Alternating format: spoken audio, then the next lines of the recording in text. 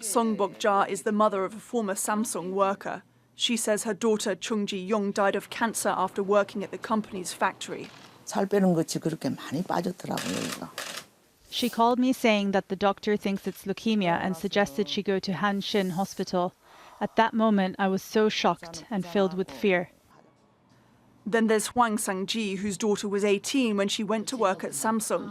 Hwang Yumi helped dip semiconducting silicon chips into chemicals.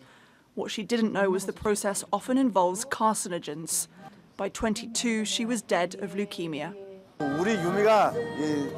They once offered me $864,000 and asked me not to tell anyone, not even the people at civic groups, and to stay silent. Hwang Sang-ji set up a group known as Banalim to push the government to investigate health risks at Samsung. The group found 200 people who were seriously ill. A third of them have died.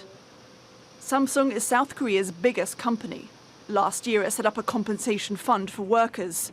By January of this year, it had settled 100 cases. In a statement, Samsung says, "We have fully cooperated with the court and the Korean Workers' Compensation and Welfare Service." Suppliers are not required to reveal information deemed a trade secret, but they are required to disclose whether their products contain any toxic substance. That means that if a supplier cites trade secrets to withhold information, the chemical product provided to Samsung has been certified as not containing any toxic substance. But investigations in 2012 revealed the existence of benzene and formaldehyde in the air at Samsung's factories. And the advocacy group says a number of sick workers still do not know what chemicals were used and how seriously they were exposed. Many of the claimants are seeking occupational safety compensation from the government, but only a fifth of them have had success. A lawyer who represents 15 former workers says the government needs to do a better job of regulating companies like Samsung.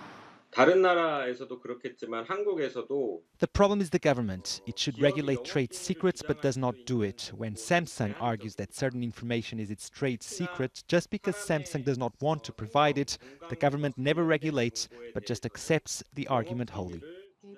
There are now independent inspections of Samsung factories, and the company says it has created a $91 million fund to carry out recommendations from independent mediation committees. But that's too late for people like Song Bok-ja, who says her only compensation is visiting the place where her daughter's ashes are kept. Caroline Malone, Al Jazeera.